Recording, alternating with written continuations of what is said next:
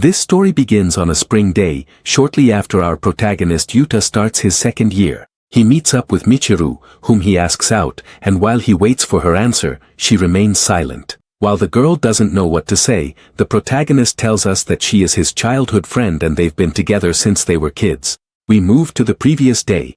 At that moment, he met with Michiru to ask her if she was free that day. Unfortunately, she had to postpone it.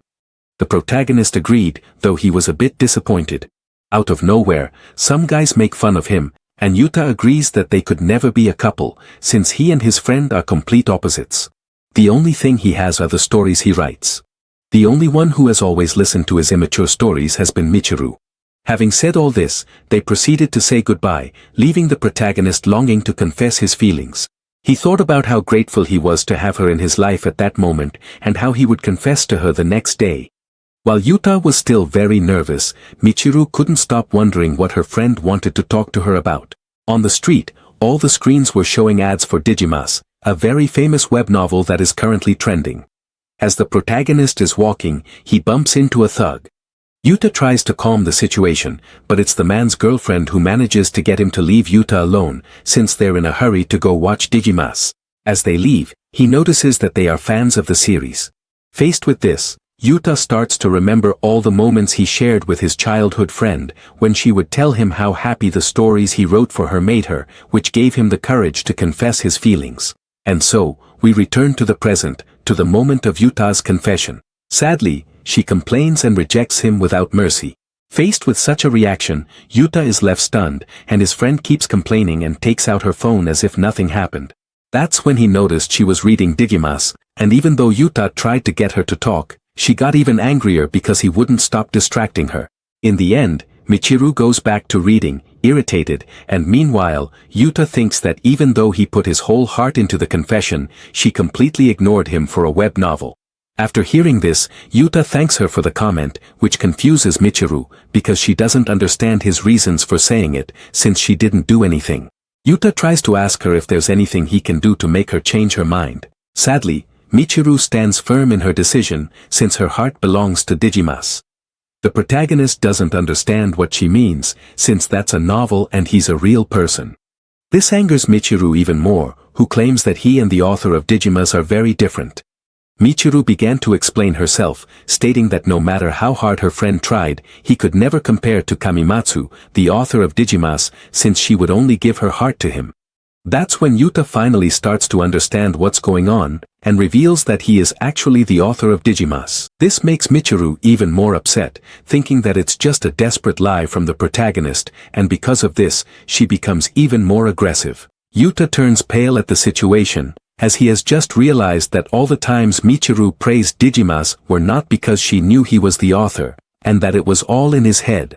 She proceeds to leave and throws in his face that he has no proof that he is the author. Upon hearing this, Yuta realizes he still has a chance and goes on to show her his computer so she can see the original copy of the last chapter of Digimas. Unfortunately for him, she thinks it's just a copy from the website, and even though he tries to justify himself, she still doesn't believe him at all. Michiru explains to him that all of this had the opposite effect, since it seems like he's taking advantage of her love for Digimas and only makes her believe that he wants revenge for being rejected, so she orders him not to try something like this ever again. Yuta starts to panic and tries to stop her to prove that he really is the author, but she shakes off his hand, furiously yelling at him to leave her alone. Under the protagonist's fearful gaze, Michiru starts yelling at him that he could never be a best-selling author, and that she never expected he could stoop so low just to try to get them together, since to her, Kamimatsu must be much smarter and more handsome than him, which completely breaks the protagonist's heart. After this, she promises him that she won't show any mercy to someone like him, who dares to look down on something she loves with all her heart, while Yuta has no idea what to say, and with that, she leaves. Yuta stays there in the classroom, lamenting because he really is Kamimatsu. There it is revealed to us that his reason for having written something so good was solely because of his friend's words, which always encouraged him to keep going. Unfortunately, he had been wrong all along, as he finally discovered that Michiru's love was never for him, but for his work. On his way home, Yuta keeps thinking about the words she said to him, which fill him with even more disappointment and melancholy. The image of her despising him won't go away, And that's why he starts to feel tired of everything. When he takes out his phone, he sees that the last chapter he posted really was his, and that he truly is Kamimatsu, but then he wonders what his reason is for continuing to write. He starts to think that he could simply give up, since no one cares anyway. He thought that Michiru had always been encouraging him to keep going, but now that he has discovered the horrible truth, he has no more reason to continue his work. Besides, he knows that if he doesn't move forward now, it will be even harder later. That's why he decides to quit and posts on the site that he is simply retiring. The news spreads quickly, and one by one, all the protagonist's fans start complaining about how the author is quitting. Once Yuta does it, he starts to feel free and admits that it was good while it lasted, since his work even got a movie and an anime adaptation. However, at that moment, Mei calls him. His editor calls to let him know that she will be coming to his house. Moments later, he arrives home, where his mother and younger sister throw themselves on him to hug him, knocking him to the floor. Both of them start desperately asking him why he wants to retire. The protagonist doesn't understand what's gotten into them all of a sudden, so his sister Utako reminds him about the message he posted announcing his retirement from Digimas. Yuta manages to calm them down a bit, assuring them that everything is fine. Even so, they make him sit down to talk and ask him why he wants to retire. Yuta then reveals that he lost his motivation to continue. His mother thinks it's a creative block, but he corrects her and explains that he just doesn't feel like continuing. Utako, on the other hand, insists that he continue, since she wants to keep reading Digimas, but Yuta doesn't know how to respond to her. Seeing her son like this, the mother asks Utako to calm down, and then hugs her son. He is surprised because she doesn't ask him about his reasons for wanting to stop writing, but that doesn't matter to her, since even though she loves his work, she loves him much more, and won't force him if he doesn't want to continue. She also asks Utako if she doesn't feel the same way, and although Utako wants Digimas to continue, she also loves her brother more and hugs him to apologize for her tantrum. Yuta starts to cry from emotion, happy to feel the warmth of his family after such a bitter experience. Just at that moment, someone comes in shouting Yuta's name. It is none other than his father, who rushes to hug his son, asking him why he is quitting. His mother grabs him by the shoulder and, furious, warns him to stop bothering Yuta. While his parents argue about what to do, someone arrives at the house on a motorcycle. It's a woman who asks Yuta's father to leave this matter to her. Editor Mei, who is quite well known by the whole family. She calls for Yuta, ordering him to get on her motorcycle right now. And although everything is a bit confusing, the family trusts Yuta. She gives him a helmet, and after he puts it on, the two of them get on the motorcycle. The problem is that Yuta doesn't know if he can hold on to a mature woman like her, to which Mei thinks he's scared and jokes with him a bit to help him relax. With that, they say goodbye and leave the protagonist's family alone. While they're traveling, Yuta thinks that his editor is very pretty, but then scolds himself for thinking that, especially after being rejected. The good thing is that thanks to his family's support, he now feels a little better. After a while, they arrive at a restaurant, which Yuta notices is completely empty. She tells him that she reserved the entire place because she wanted them to be able to talk in peace. When he hears this, he is amazed and asks how she was able to pay for the entire restaurant. Mei replies that the company did it, since Digimas is a very popular work, so they'll do whatever it takes to keep him. With that, they sit down and she invites him to eat as much as he wants. Mei offers him some of the meat she prepared, saying that it's what you should eat when you're feeling down. The problem is that when she eats it, she says it's on another level, which reminds Yuta of the exact words Michiru said to him earlier that day, making him unable to eat. Since he doesn't eat at any point, Mei asks if a girl broke his heart. Yuta is startled and asks how she knows that. She says it's thanks to her feminine intuition. She also starts to ask him how that happened, since he wasn't dating anyone. Yuta explains that he was the only one who had feelings for the other person, and as Mei starts to understand everything, she offers to talk, but the protagonist stays silent for a moment. The truth is that Yuta would hate to complain about what happened right now, but he knows that sometimes it's better to let everything out. Moreover, Mei's calm and mature attitude makes him just want to let his guard down. And so, he ends up telling her everything. After hearing how his childhood friend rejected him and, in a moment of desperation, he announced his retirement, she is very happy. Yuta is confused when he hears her, But Mei goes on to tell him that in the end, it wasn't his work or his characters that made him feel that way, and that's what relieves her. Yuta agrees with her and comments that he no longer feels he has any reason to continue. In response, Mei, although she admits that having motivation is important, also lets him know that as a writer, he has a certain responsibility. Since he doesn't understand, she explains herself better and implies that when a writer brings their world or characters to life, they have the responsibility to finish that story one way or another. That's why she's no longer speaking to him as his editor, but as a fan who fell in love with his work. Yuta doesn't understand until she shows him social media after he announced his retirement. The protagonist can't believe it, since only a few hours have passed since he made that post. Mei then points out that his story has become very popular and urges him to check his social media. When Yuta takes out his phone, he's shocked by the huge number of messages he has. The vast majority are asking him not to stop, since they love the story, which moves Yuta and confirms to him that many people have fallen in love with the characters he writes. That's when the protagonist starts to realize that he can't just leave Digimas behind, since it's like a child he raised and all the people who love it want to see it grow. Mei knows he's going through a tough time, but she doesn't want that to stop him from writing, since many people like her still want to follow the story, and she shows him a character she has as a keychain. Putting the jokes aside, Yuta now understands that it would be very irresponsible of him to leave his readers hanging, and Mei clarifies that although he can quit, she doesn't want him to abandon his story or betray his characters or his readers. Yuta admits that she's right, and although Mishiru's words hurt him a lot, the truth is that he started writing simply because he enjoyed it, not because of her. So he decides that he will continue writing, but this time he'll do it for all the people who read his story, which relieves Mei. The protagonist thanks her for the talk and realizes that he needs to retract his announcement, but Mei wants to have a good time with him for the rest of the night first.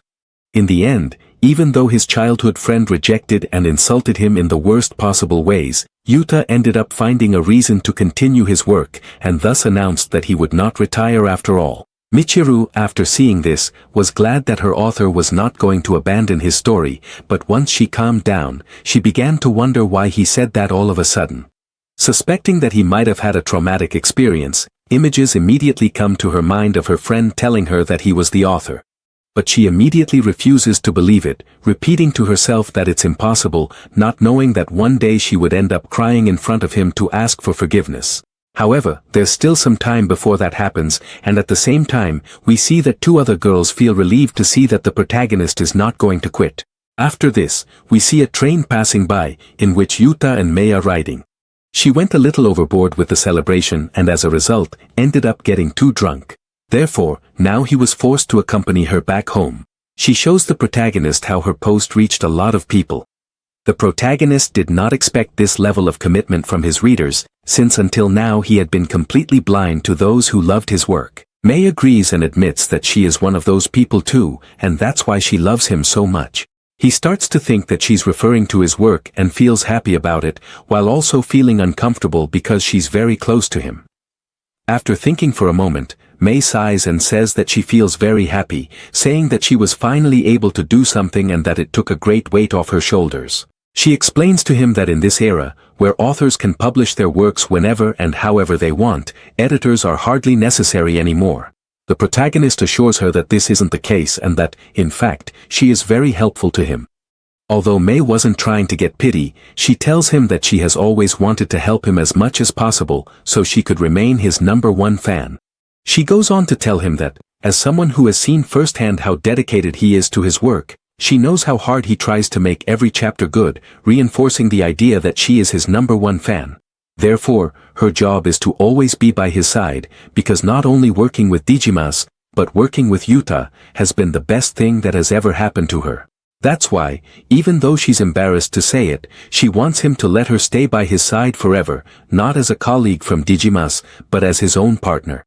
While Yuta is also embarrassed, he can't help but feel even happier, not only because she wants to work with his creation, but because she wants to work with him as well. So he is grateful to have her as a friend and to keep working together, and Mei also hopes that will be possible. And after a moment of silence, she sighs and mentions that even so, she feels jealous, since she thinks he's very attractive and any girl would want him. Sadly, Yuta doesn't agree, as it's enough for him to remember his friend's words to know that's not the case. Mei apologizes for bringing up the subject, but for the protagonist, it's all fine. In any case, she mentions that he's a bit dense, and then leans on his shoulder, which surprises Yuta. She then asks him if he doesn't want them to go out together, which embarrasses him even more, and it gets worse when she gets even closer than before. Yuta feels that being so close to each other is dangerous. He tries to calm her down, but Mei can't hold herself back with him anymore. Faced with this, Yuta admits that although he feels flattered, things are moving too fast for him. It's then that Mei stops, and when he asks her if everything is alright, she starts laughing. That's when she takes the opportunity to hug him, since if it's okay with Yuta that she likes him, then they can go out together. She tells him that she could also tell he was in love with someone else before, but now that he's been rejected, there's nothing stopping them from being together. The protagonist continues to refuse, since he doesn't think he has anything good to offer. In response, Mei points out his good qualities and even gives him a kiss on the cheek. At the same time that Mei insists he give her an answer, it's announced that the train will stop at the protagonist's station, and Yuta runs to the exit. Before the doors close, he asks her to be careful on her way back and also says he thinks they could make a good team, but above all, he thanks her for being his editor. After being left alone, she mentions that Yuta's sincerity makes him a target for other girls, and says goodbye to him by shouting. After getting off the train, Yuta doesn't know what to think, but soon he believes that she was simply trying to cheer him up. That's when he realizes that it wasn't just her, his family and his fans also helped to encourage him and mend his broken heart. That's why now he feels much more motivated to keep going. The next morning, his sister calls for him, managing to wake him up, and that's when Yuta notices that she's crying as she greets him good morning. He immediately gets worried and asks what's wrong, to which Utako explains that she already read the chapter he published the night before, and it was so moving that she couldn't help but cry. Utako also shows him all the views and comments he has, and then throws herself into his arms, thanking him for not quitting. Moments later, at breakfast, his father goes straight to him, thanking him through tears for not giving up, and then exclaims that he is the savior of the whole family. His mother separates them and greets her son good morning. Then, she asks her husband to start being more responsible, since he should be able to provide for the whole family even if the protagonist stopped writing. However, Yuta's father says that would be impossible, since his son is the pillar of the family. His wife doesn't deny it and mentions that the only reason he's still at the publishing house is because he's Yuta's father. This hurts her husband, but both the mother and the daughter agree that it's the truth. After this embarrassing scene, Yuta's mother hugs him and expresses her relief at seeing that he's better, assuring him that if he ever truly wants to quit, he can do so without worry. Despite this, he worries about his father's job, but his mother assures him that everything will be fine. Since she is the one who manages the household finances, he has nothing to worry about even if the worst happens. Even so, she reminds him that he shouldn't neglect school, since he's still just an ordinary student.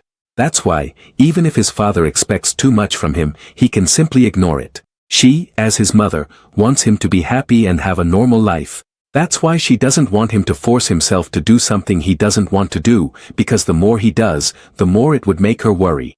Utako joins in and hugs the protagonist, since she doesn't want to see him sad again either. Feeling this family warmth is enough for Yuta to relax and promise them that, despite everything that happened, he will keep writing. After this, and after driving his father away, the family sits down to have breakfast. While they're eating, they notice that the TV starts talking about Yuta's fake retirement, something that has almost become a trend, which he doesn't understand, so his father hurries to explain it to him.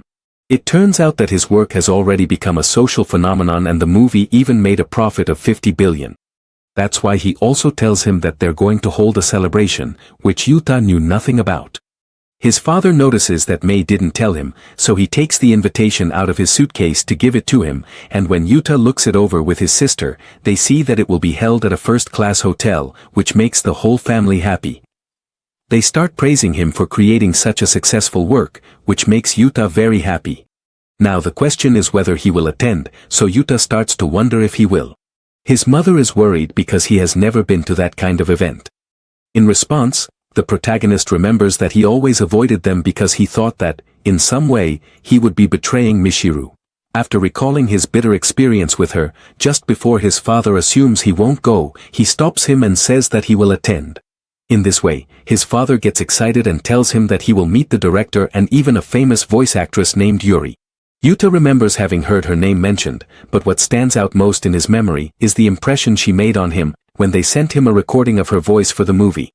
His sister looks up photos of her and confirms that she is beautiful, while at the same time Yuta believes that this will be a new beginning for him. Sometime later, we see the protagonist arrive at the hotel, feeling very nervous, but his father tries to help him calm down. Unfortunately, the place is so big that they quickly get lost. Since there is no one around, it's not hard for him to realize that this isn't the right place. His father then tries to ask him to wait, as he is going to find someone to ask for directions.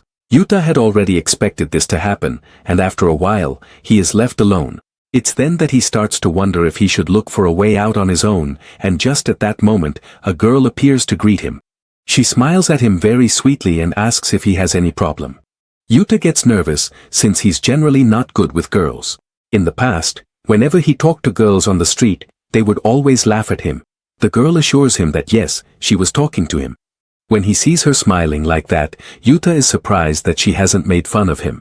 The girl asks him if he's one of the guests for the Digimus party, to which he replies that he is. Noticing how serious he is, the girl asks him to drop the formalities since they're the same age, and when he confirms it, she is happy to finally meet someone her age at an event like this. Then, they realize that both of them are lost, so she suggests that they wait together for her father. Yuta agrees, but after a while, he starts to feel uncomfortable. The girl then asks him for his first name, and after he answers, she introduces herself as Yuri, telling him he can call her whatever he likes. The protagonist becomes even more nervous and compares her to an angel, then asks if she wouldn't be afraid of him calling her by her first name. When he calms down, he starts to notice that the name sounds familiar to him, and she again offers to let him call her that if he wants, but he was referring to something else. She asks him not to be so nervous, since after all, they're the same age. She also asks him what his role is in the production. The protagonist doesn't know what to say to this, since he thinks that if he reveals he's the author, she won't believe him, just like what happened with Michiru. Despite this, he thinks she might not be like her friend, and noticing how quiet he is, Yuri apologizes because she thinks she made him uncomfortable. This doesn't bother him, and he deduces that if she's at the hotel, it means she's somehow connected to Digimas. Upon hearing this, Yuri gets excited and explains that she's not only involved, but also a huge fan of the work. Yuta blushes when he sees how happy she is. She goes on to boast about how much she loves Digimas, saying she became a fan just from watching the first episode of the anime, which seems impossible to Yuta, so he asks her what she liked about the work. Yuri, with stars in her eyes, gets even more excited to tell him everything she loves about Digimas. Without thinking twice, she started telling him everything she liked about the work, especially about the main character. As the conversation goes on, Yuta realizes just how much Yuri really knows about his work and confirms that she is truly a big fan of his. When he sees her continue talking about his characters and the plot, the protagonist starts to feel happy, even shedding a few tears of joy upon realizing there are such devoted fans besides his family and Mei. When Yuri sees him like that, she stops and apologizes, since she got carried away talking. The protagonist reassures her, telling her it's fine, since it makes him very happy. This confuses her, so after calming down, Yuta responds that he thinks that's what the author would say. Yuri thinks he's right and asks if he also likes Digimus. The protagonist exclaims that he loves it, and then she starts asking him more questions. And so, the two of them started talking only about Digimus, so much so that they lost track of time. During the conversation, Yuta thought that even though they were so similar, it was strange they hadn't met before, but at least he had fun with her during that time. When the conversation ended, she mentioned that he was amazing, since he surpassed her as a fan, and she admitted defeat to him. The protagonist, despite being the author, feels a bit bad for winning with such an advantage. Yuri says that she feels happy to have met him, since there is no one like him in her circle, and that's why she's so glad they were able to talk together. It even makes her happy that she got lost, and that's why she winks at him, which makes Yuta nervous.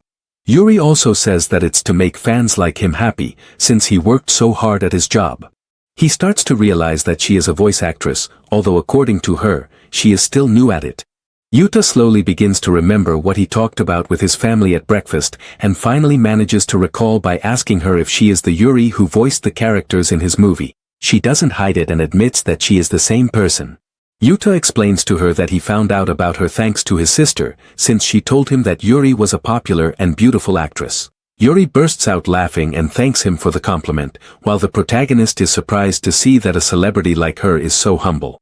She tells him that when she found out about the production of the Digimas movie, she worked really hard to be able to voice her favorite character and do a job worthy of Kamimatsu, which surprises Yuta once again. According to her, one must refer to its author with great respect, but it's Yuta who feels bad because he didn't know she was a celebrity and didn't treat her with the respect she deserves. Putting this aside, Yuri offers to exchange contact information, which leaves the protagonist confused because he doesn't know why she wants to do that. He starts to think it's because he's the author, but then he remembers that she doesn't even know that yet, so he doesn't understand why she wants his phone number. She explains to him that she wanted to talk more about Digimas with him, and even though it was only for a short time, she enjoyed talking to him because he's a good person. In short, she just wants them to be friends. This statement impresses Yuta because it's the first time someone likes him for who he is, so he agrees, saying that he also wants to talk with her, which makes Yuri very happy. After this, the protagonist gains his first friend, and apparently a very kind one. Right at that moment, his father appears and apologizes for taking so long, since the hotel is huge. His father then hurriedly takes him away, since it wouldn't be good for the author to be late to his own celebration, which surprises Yuri. When the man turns to look at her, he gets excited after realizing who she is, while she is still processing the revelation she just heard. Yuta's father starts to lose his composure and expresses how thrilled he is to meet Yuri, while the protagonist feels embarrassed by him. He gets down on his knees and thanks her for having been such a great help to his son's series, and also asks her for an autograph. Yuri asks if they can leave that for another time, since she wants to clear something up first. She then goes and asks Yuta if what his father said is true, and if he is the author of Digimas. The protagonist, with no other choice, admits that he is the author Kamimatsu. Yuri takes a moment to process it, but when she does, she blushes with embarrassment. Yuta apologizes for having kept it from her, since it's complicated for him. After this, she collapses, putting everyone on alert. This is how Yuta's first encounter with Yuri ends, but this is only the first of many. Putting that aside, she has already spoken with her favorite author, so she can go to the other world in peace, which worries those present even more, and they quickly rush to take her to the infirmary at the same time. Not far from there, a girl named Alisa stops in her tracks, as she thought she heard something about Kamimatsu, referring to him in the same way as Yuri, which shows great respect towards him. Back to Yuri, after discovering that the protagonist was the author she loved so much, she fainted. This forces Yuta's father to go to the infirmary with her, leaving his son with the person in charge to guide him to the main hall. Before leaving, his father tells him something, that he is also a surprise guest, making Yuta even more nervous. Moments later, the event begins, and a large crowd gathers in the main hall. Meanwhile, we see the person in charge with Yuta, happy that so many people showed up. For his part, the protagonist is surprised to see that so many people were needed for his film. From his point of view, Yuta sees everyone as mature, refined, and elegant. In contrast, he sees himself as weak and out of place, which causes him to feel overwhelmed. After this, the host brings out the director, Mrs. Makoto, who, upon seeing the crowd, is delighted, but also takes the opportunity to clarify to the host that he should call her director. The director gets straight to the point and raises her glass for a toast to the best novelist in the world. Makoto also tells them that today they have brought a special guest, which starts to intrigue everyone present. At that moment, the protagonist thinks his time has finally come and tries to calm himself down. The director wastes no time and calls for Alisa. This causes Yuta to collapse from embarrassment when he realizes she wasn't talking about him. That's when the girl steps onto the stage. The audience gets excited upon hearing about the surprise guest, since it seems she is going to sing live. That's when the lights focus on her. Alisa steps forward before everyone, and meanwhile, the protagonist remembers her, realizing that she is the singer of the Digimas openings and is known for her great beauty. Then she takes a deep breath and begins to sing with all her heart, delighting the audience. For his part, Yuta feels very happy. It was thanks to talented people like her that they came together to make a movie about his story. Once the song is over, everyone in the audience starts cheering for her, while she humbly thanks them for their applause. Alisa thanks the director for the introduction, but says that she couldn't have sung all of this by herself, since Digimas was what inspired her. With that, Makoto announces that they still have another surprise guest to introduce, and that's when she finally calls up the author of Digimas. Finally, it's the protagonist's turn to come out, but while the person in charge encourages him, Yuta can't help but walk onto the stage trembling, while the audience doesn't know how to react, since he looks so young. Little by little, everyone starts to understand what's going on, and for those who still haven't, Makoto clarifies that Yuta is the author of Digimas, which leaves Alisa speechless. The protagonist timidly tries to greet everyone, but immediately feels out of place. After a moment of silence, the whole room erupts with excitement and they start praising him, because despite being so young, he managed to create a great novel. While the director tries to calm things down a bit, Yuta feels very happy to have received such a warm welcome.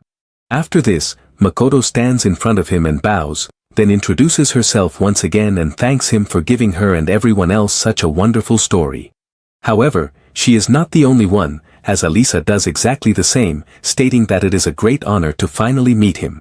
This catches Yuta off guard, as he doesn't know how to react, but then he starts to notice that she's acting a bit strange, and out of nowhere, he realizes that she's crying. Makoto tries to help her calm down, but Alisa can't, as her emotions have overwhelmed her, since she always dreamed of the moment she could meet her most beloved author. Yuta is shocked when he hears her say this, and Makoto goes on to explain to him that Alisa is a huge fan of his, since she's always talking about how much she loves his work. The director also reveals that, as soon as Alisa found out about the anime adaptation, she called them to offer a song she had created from scratch herself. Alisa then begins to express how incredibly happy she has felt ever since she discovered his work and how grateful she is to him for creating it, since it inspired her to write beautiful songs and has moved her heart to the point of making her emotional every time she reads a new chapter. Makoto also points out that Alisa never made her song for the money, but rather to accompany Yuta's work from beginning to end, which, according to the director, shows her immense passion for Digimas. The protagonist, upon hearing this, blushes and is stunned, as he never would have believed that someone could like his story so much. Alisa takes his hand and continues telling him that thanks to him she was able to discover a completely new world, and goes on to say that his story always brightens her life, not just when she sings, but at all times. And that's why she wants to show him how she feels, placing Yuta's hand over her heart so he can feel just how excited she is about it, while he becomes even more embarrassed by how direct she's being. She then mentions that even though they are not parallel artists, one in writing and the other in music, Yuta is the person she admires and respects the most. Although Yuta doesn't quite understand what she means by parallel artists, he does agree with her that anyone who wants to can create a beautiful work, even if it's in different ways.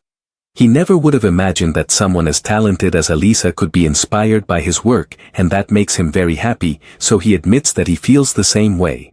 Yuta also admires her as an artist and loves her songs so much that he admits that earlier, when he listened to her, he was moved to tears. This moves Alisa, who throws herself into a hug and thanks him for everything he has done for her, making the protagonist very nervous once again. Alisa mentions that she always wanted to meet him in person, but hearing him say such nice things about her made her even happier. At that moment, Yuta remembers when he told Michiru about his identity, and although she didn't accept him, both Alisa and Yuri believed him and accepted him just as he is. That's why the protagonist thanks her and admits that he is very happy that she feels that way about him. Not content with that, Yuta expresses his gratitude for having such a beautiful song made about his story, and it means a lot to him coming from such a talented woman as her. He feels proud of her work, and concludes by saying that thanks to it, he was able to meet someone as wonderful as Alisa. She murmurs that she likes him and then holds his cheeks, slowly moving closer to him. While everyone is watching, the protagonist doesn't know what to do, and, all of a sudden, Alisa kisses him. While she acts as if nothing happened, Yuta is red with embarrassment. The crowd erupts in surprise, and, meanwhile, Alisa says that after meeting him today, not only did she confirm that he was a great person, but the protagonist is even better than she had thought, and he is the only one who makes her feel this way. Having said this, she confesses to him, asking if he wants to go out with her. And so, Yuta ended up meeting Alisa, a very famous singer, and it was also the first time someone had confessed to him. Jokes aside, Makoto asks Alisa to calm down, since a public confession is too much even for an event like this. She finally realizes what she did and apologizes, but the principal is more interested in seeing Yuta's reaction.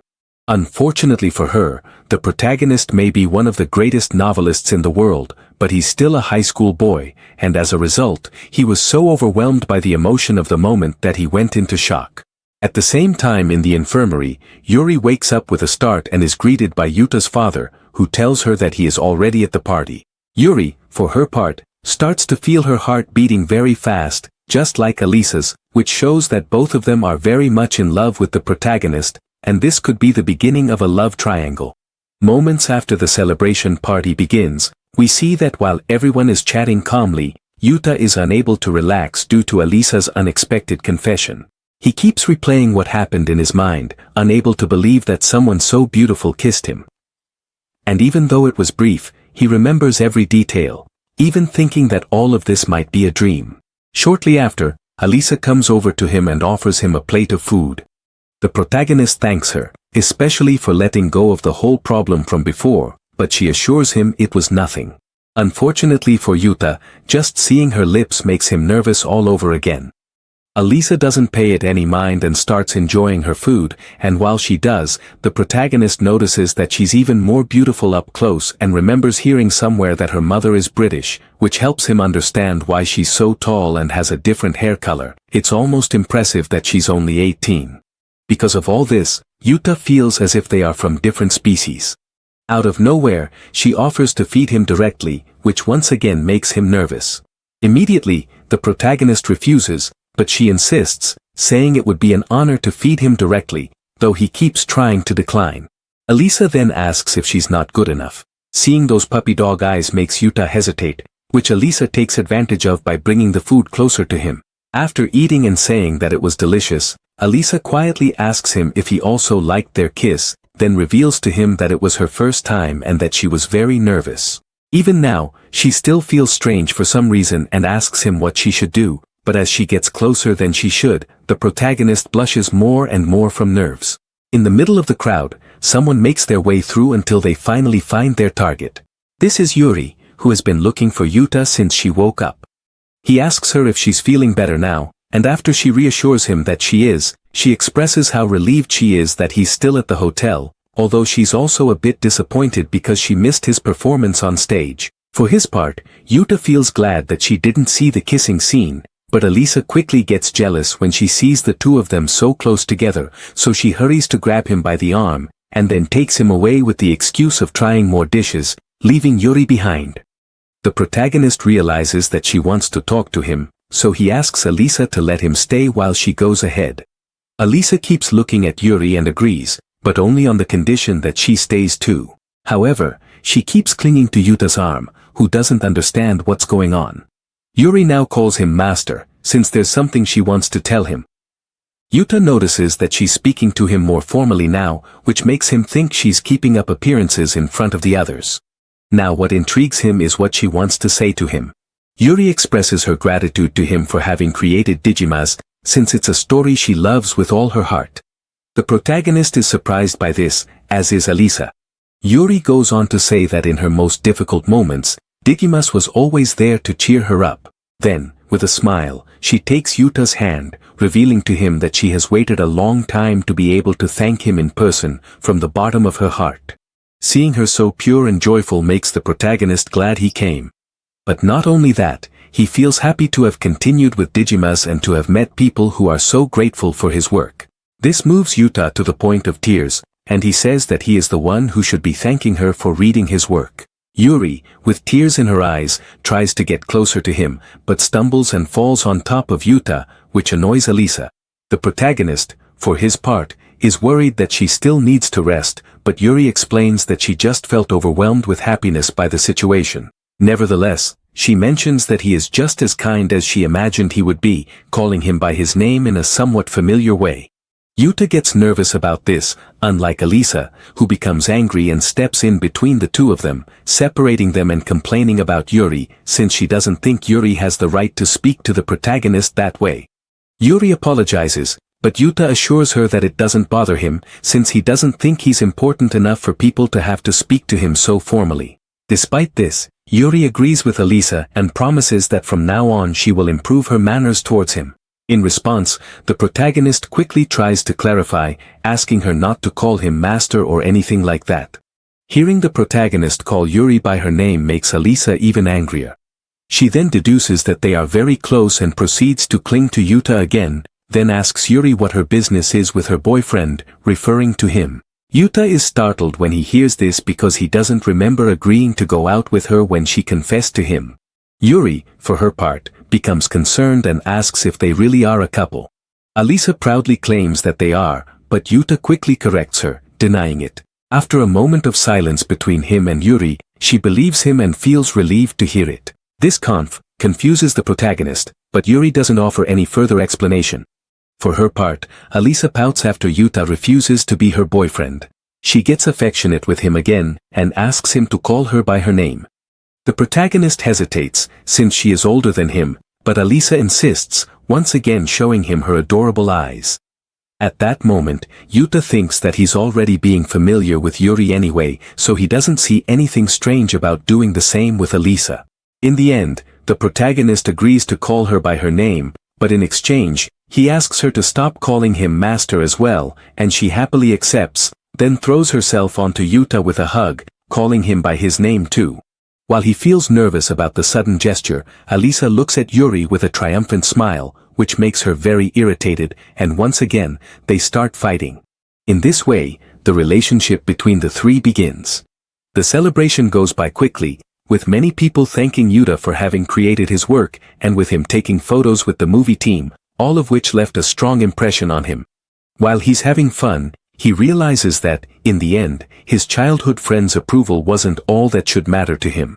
He was so happy that he didn't even notice he had completely forgotten about his father. At the same time, Michiru still remained oblivious to the obvious truth about her friend, until she looked at her phone and found a fan post with Kamimatsu. She looks more closely at the face under the sticker and thinks it's Yuta. We briefly go back to the past, when Michiru finished complaining and scolding the protagonist. As soon as she left, she could hear him crying, but at that moment, she thought it wasn't a big deal. Michiru remembered how, no matter how badly she treated Yuta in the past, he would always laugh it off or ignore it. That's why, at that moment, she questioned whether he was really being serious. Nevertheless, Michiru refused to believe it. She also complained that if he was going to try to lie to her, he should at least tell her something more believable. Back in the present, Michiru now doesn't know what to do, as she starts to think that maybe the protagonist was telling the truth about his identity, and the images of him telling her everything come back to her mind. For a moment she hesitates, but then decides to ignore it and tries to forget about it, looking to relax by going to the store. That way, during the night she would feel happy, since she managed to get the last special ice cream, and with that she forgot about everything. However, when she arrives at the protagonist's house, she sees that there is a taxi parked in front, which is not very normal. Yuta's father gets out of it. Just before Michiru leaves, she hears the man call for Elisa and Yuri, which leaves her in shock. Immediately afterward, she proceeds to hide behind a post to spy, wondering if she really heard what Yuta's father said. She refuses to believe that they are the celebrities she heard about, and shortly after, the protagonist appears to try to stop his father. When Michiru sees him, she wonders why he's wearing a suit, but also thinks that his tie looks pathetic. When she realizes he went to some event dressed like that, she feels sorry for anyone who had to see him. This makes her remember when they were kids and he already had the same bad taste in clothes as he does now. Michiru then mocks him again for trying to be Kamimatsu, since in her mind the author is much more refined. However, she notices that there is a coincidence in the photo she saw on social media. Unfortunately, she doesn't have time to confirm it, because she hears a familiar voice coming from the taxi, and when she looks more closely, she's shocked. Elisa and Yuri get out of the vehicle, happy to see the protagonist's house, while at the same time Michiru can't believe that two very famous celebrities are actually with someone like Yuta. Unwilling to accept reality, Michiru thinks that they must just be impersonators.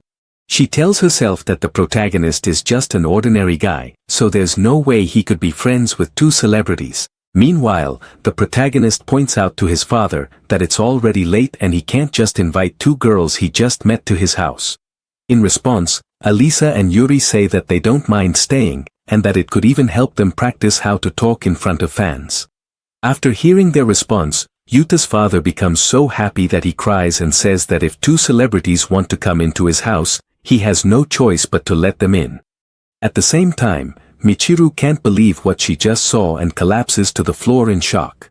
That's when she starts to remember that the protagonist's father works at a major publishing company. But even so, she can't understand how someone like him could be connected to people directly involved with Digimas. This confuses her even more, as she can't figure out what's going on. At that moment, Yuta's mother appears, having heard her husband shouting, and orders him to calm down. She welcomes her son at the same time her husband greets her, eager to tell her that he brought some amazing guests, but the woman scolds him for shouting so much at night. Yuta's father tries to convince her to look at the girls first, saying she'll recognize them instantly, but his wife doesn't care. She just wants him to stop acting like a child. For her part, Alisa stands in front of her, bows to greet her, introduces herself, and expresses her wish to marry Yuta someday. Upon hearing this, the protagonist's mother is left in shock, just like everyone else present, who can't believe what she just said. Michiru thinks that pigs will fly before Alisa ever marries Yuta, just imagining the possibility.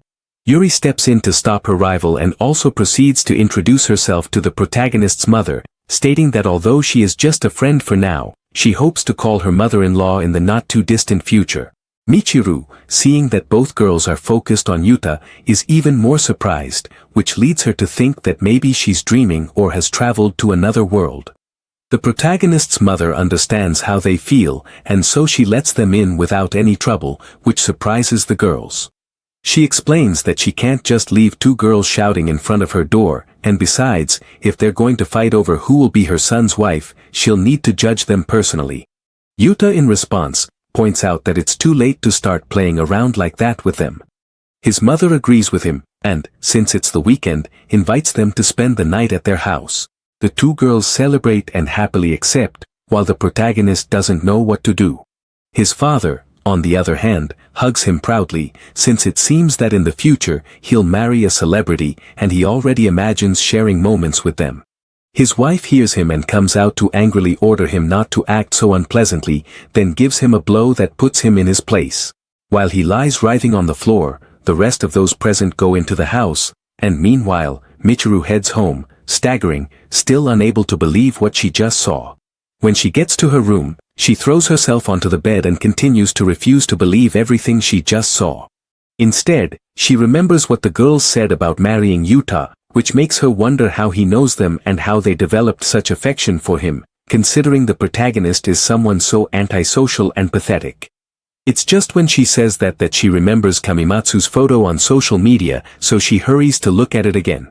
That's when she notices the ugly tie design, but at that moment she also realizes it's the same one Yuta was just wearing. Little by little, she remembers everything he told her and understands that, if it's true, it means she cruelly insulted the author she has always loved so much. Faced with this, Michiru tells herself to simply forget about it and that it's surely just speculation with a lot of coincidences, so she'll forget it as soon as she wakes up. At that moment, she just tries to deny the obvious reality as much as she can, since she doesn't want to consider the possibility that she made a serious mistake and, as a result, she can't sleep. The next day, we see the students entering the school, but unlike them, Michiru wasn't able to close her eyes all night, blaming Yuta and everything that happened for this. Faced with this problem, she realizes that she must look for irrefutable proof that the protagonist and Kamimatsu are not the same person. Unfortunately, she doesn't know how to do this after having yelled at him so harshly. While she's thinking about this, a group of girls approach a student named Nakazugawa, who is very popular and boasts to them that he will win the inter-school match, but Michiru is annoyed by how much noise they're making. The group greets her, but Nakazugawa smiles at her in a way that gives her chills, so she quickly moves away.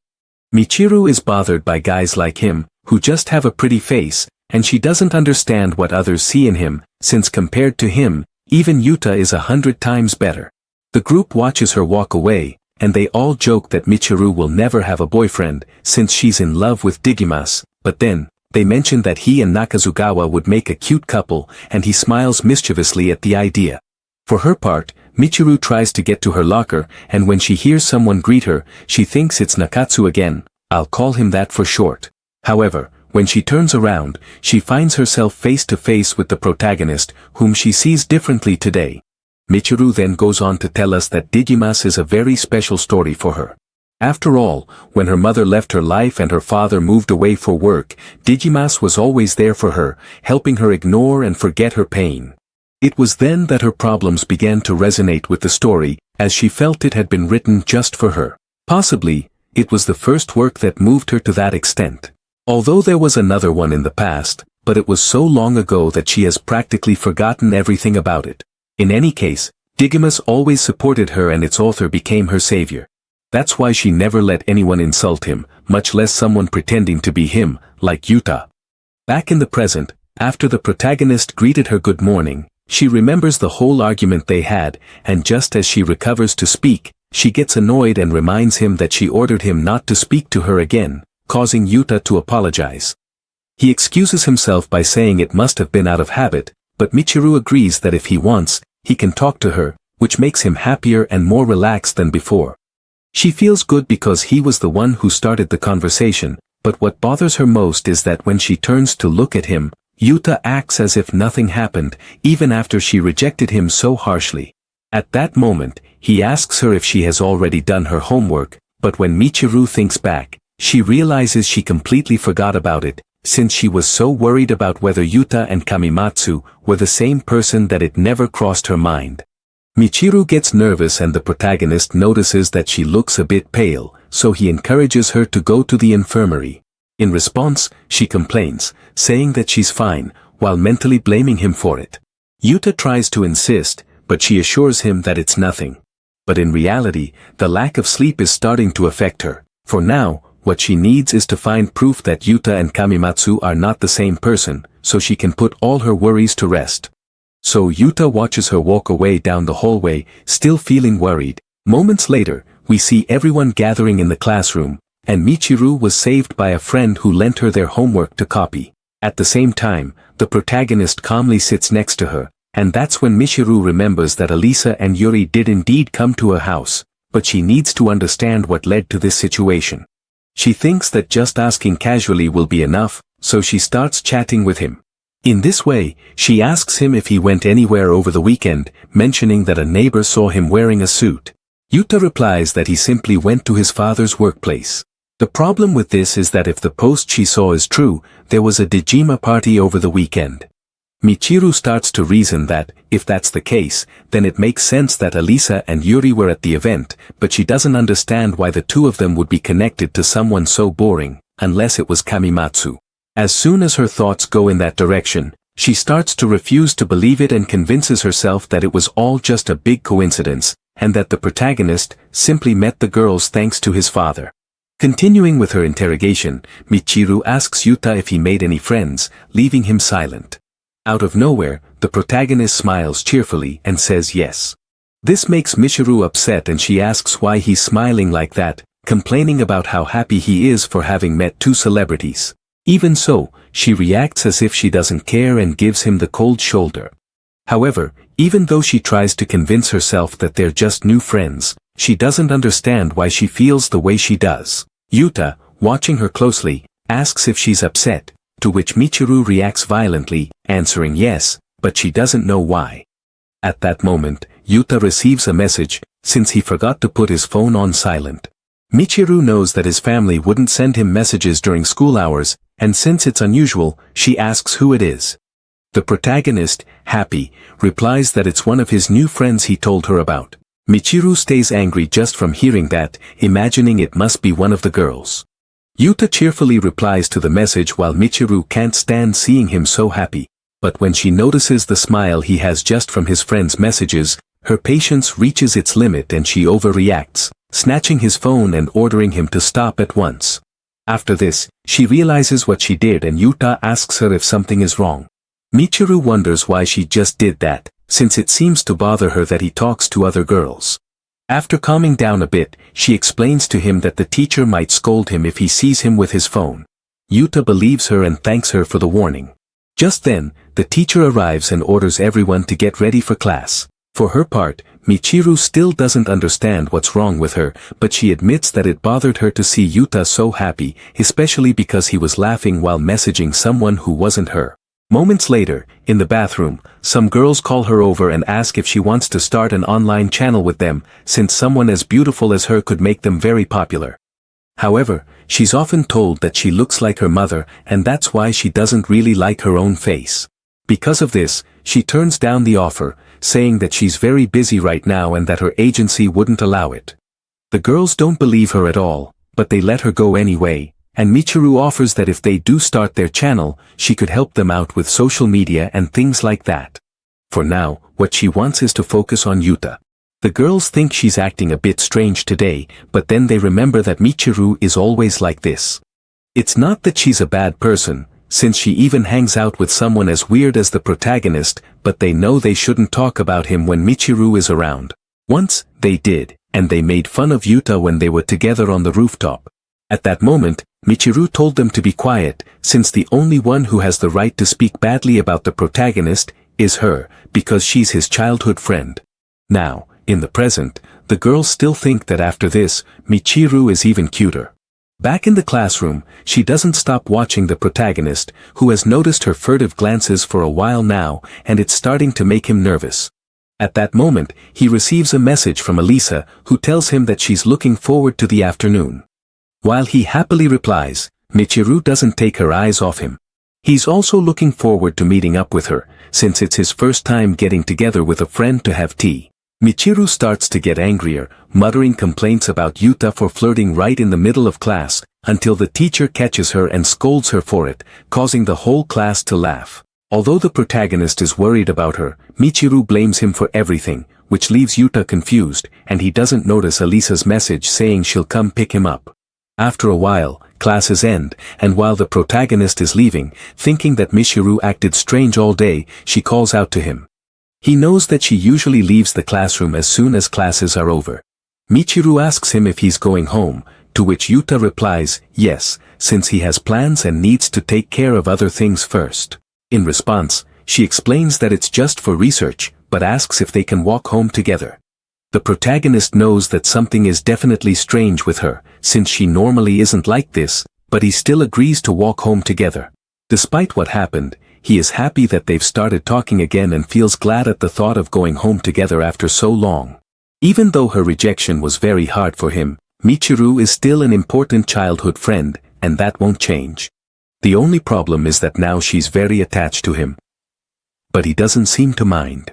That's when Yuta nervously wonders again what's going on with his friend today. As they walk back home, the protagonist starts to notice her floral scent and, especially, the intense gaze she holds on him, something very unusual for the Michiru he knows, so he asks her why she's staring at him so much. She complains and explains that she just wants to do it, and asks if he has a problem with that. Yuta doesn't care, but he points out that the stares are a problem. At that moment, Michiru trips and starts to fall, so the protagonist quickly rushes to help her. In this way, they both fall, but Yuta cushions her fall. Michiru then worries about whether he's okay. When the protagonist replies that he is, she is relieved that he wasn't hurt. At that moment, he realizes that his friend is much kinder than he thought, but then he gets nervous and asks her to get up.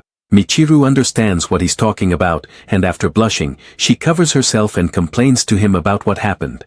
Yuta excuses himself by saying it was an accident and, besides, it's not a big deal to him, since so many things have happened between them that this isn't strange for him anymore, which really annoys Michiru.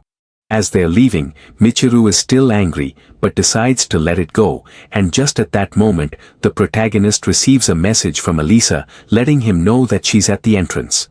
That's when a guy starts staring at them intently, and the two friends notice it. The man is dressed entirely in black and has a very intimidating appearance, so the kids decide to walk past him and avoid him. Unfortunately for them, when the man sees them walking away, he decides to follow them, scaring Michiru, and after walking a bit, he catches up to them. Yuta realizes that his friend is scared, so without letting himself be intimidated, he steps between her and the man, trying to ask what he wants. The man bows to both of them to apologize, since he had no intention of frightening them. The two friends are left confused by the scene, until the man introduces himself as Alisa's personal assistant, and says he has come to pick up the protagonist. After confirming that the man is with Alisa, he leads them to his vehicle, a luxurious limousine, whose window rolls down to reveal Alisa, who was waiting for Yuta, which also greatly surprises Michiru. He smiles nervously, since he wasn't expecting a limousine, but the surprise was exactly what Alisa had hoped for. The bodyguard tries to escort him into the limousine, but then they notice that Michiru is also with them. The man mistakes her for his girlfriend, but still invites her to join them on the outing if she wants. After hearing herself called Yuta's girlfriend, Michiru starts to get in a bad mood, then runs off, refusing to go out together. The protagonist thinks she got angry, but to the bodyguard, it doesn't seem that way. In any case, Yuta thinks she doesn't want people to think they're a couple and plans to apologize for this the next day. At that moment, Alisa clings to him and invites him to her house, which makes him start to get nervous. As the limousine passes by on the street, Michiru secretly watches it, unable to believe that the protagonist and Alisa are so close. While she's processing this, someone arrives to talk to her. Abe and Nakatsu show up at that moment, asking her what she's doing there. Michiru gets irritated when she sees them, since she knows very well that they're just two aspiring basketball players. Abe assumes they're being made to run a lot before the inter-school tournament and then invites Michiru to join the other girls to watch them practice. She promises to check her schedule and, dodging the topic, proceeds to leave, complaining along the way that there's nothing more annoying than guys like them. Abe feels happy, even though Michiru treated him very coldly. Nakatsu makes fun of him, but then admits that he likes girls who play rough while showing a sinister smile. Michiru, for her part, senses bad intentions nearby, and on the other hand, Yuta arrives at Alisa's apartment, impressed by how good she looks. When he looks out the window, he is even more amazed, but then Alisa offers to have some coffee with him. She also invites him to make himself at home, but to the protagonist, all of this still feels strange.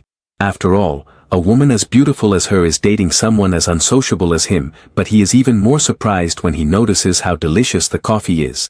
Alisa takes the opportunity to get closer to him and start a conversation. Faced with this, Yuta gets nervous due to the lack of space and tries to divert his attention to the conversation, pointing out to her that she is quite wealthy. Alisa replies that she isn't as rich as he is, and then asks how he manages his finances.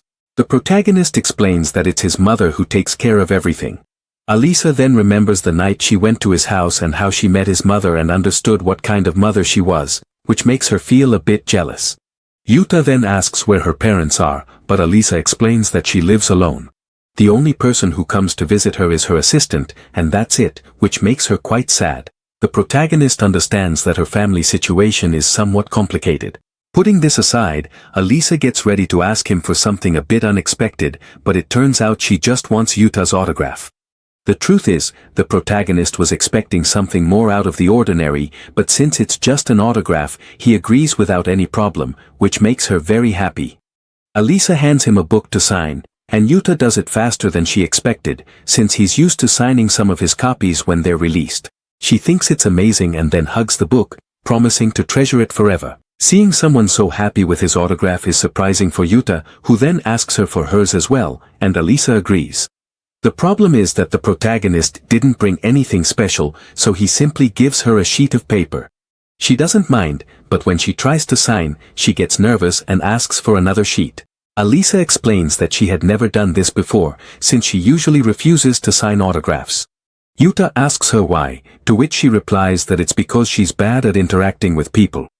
The protagonist never would have thought that after their first meeting, and then he asks how she manages when she sings live. Alisa explains that she just focuses on the songs, so it's not a problem. Yuta deduces that she invited him to her house because she gets nervous being seen in public, and continuing with his questions, he wants to know how her weekend meeting went. Alisa replies that, despite her problems, she couldn't skip such a special event, and if she had, she wouldn't have met him. After hearing this, the protagonist notices how old the first volume she had him sign is, which shows that she read it many times, and he mentions that she must really love his story.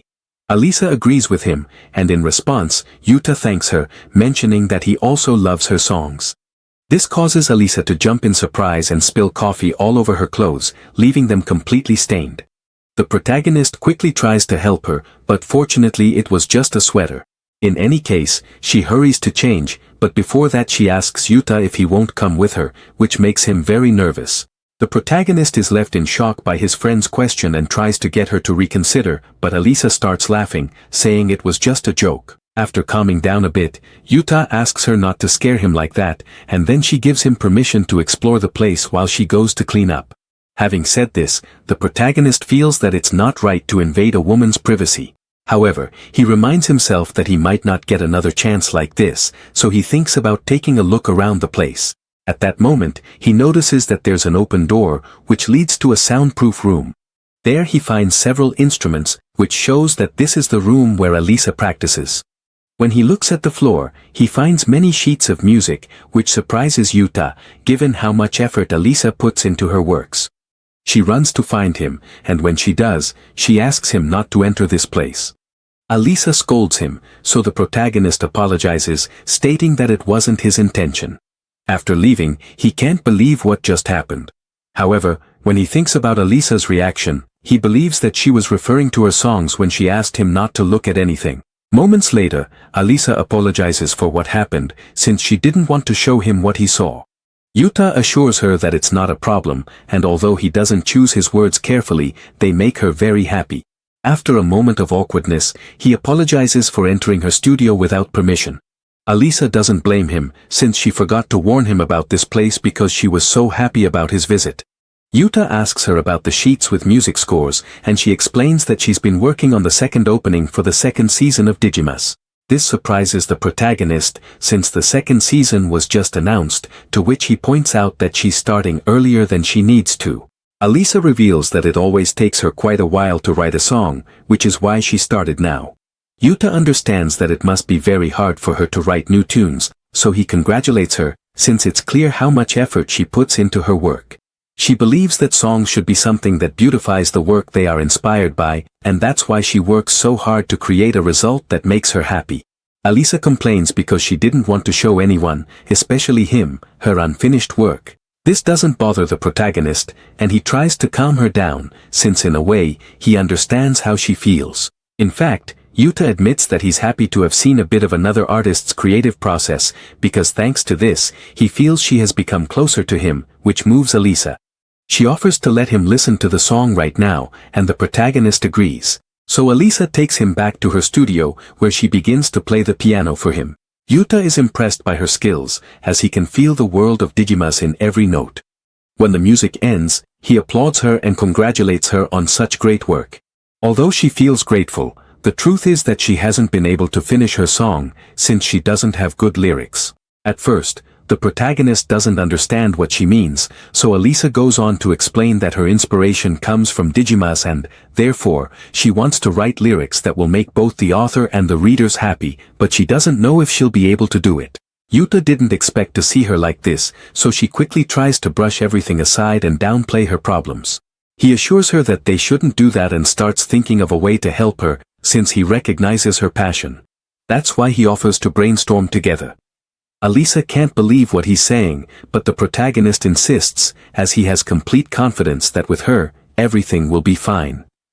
Out of nowhere, she starts to cry, which scares Yuta, but it's because her emotions overwhelmed her. She never expected to work alongside her favorite author. The protagonist downplays this, since, as they work in the same industry, he sees them as colleagues, something Alisa had never considered. He goes on to explain that they both have similar goals and can support each other when they need it most, which is why he wants her to stop treating him as if he were superior. Alisa is moved by his words, and after a moment of silence, she throws herself into his arms for a hug.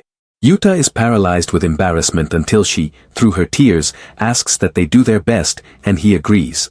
That's how they begin to create the song for Digimas. At the same time, that night, Michiru finishes reading the new chapter of Digimas, but even though she liked it, she can't help but feel a bit uneasy. When she notices one of the author's comments, where he explained that he felt more inspired after working with another artist. Michiru immediately remembers when Yuta left with Elisa and is filled with fear. She starts to connect Kamimatsu's comment with the events she witnessed that day, even coming to think that he and Yuta are the same person. However, she once again refuses to believe it and tells herself that they're just coincidences while throwing a tantrum. At that moment, someone rings the doorbell and she wonders who it could be at this hour. She knows she didn't order anything nor was she expecting anyone. But when she looks through the peephole, she discovers it's the protagonist and complains because it seems like he read her mind. In any case, she goes out to meet him and asks what he wants at this hour. The protagonist only came to give her something and hands her a bag from Nihuka, that is, Alisa's bodyguard. It turns out he felt bad for scaring her during the day, so he sent Yuta to bring her a gift on his behalf. When Michiru checks the bag, she discovers it contains a very expensive tea. She feels she should return the favor, but Yuta reminds her that it's an apology from him, so she shouldn't worry about it. After this, Michiru wonders why she's having a normal conversation with the protagonist, but then thinks it's the perfect opportunity to gather evidence and confirm that he isn't Kamimatsu. That's why she invites him into her house under the pretext of trying the new tea, to which he agrees. As soon as he enters, Yuta apologizes for what happened earlier, since she wanted to go home with him, but he ended up leaving her alone. Michiru doesn't really care, which greatly relieves the protagonist, but she thinks he seems different from usual.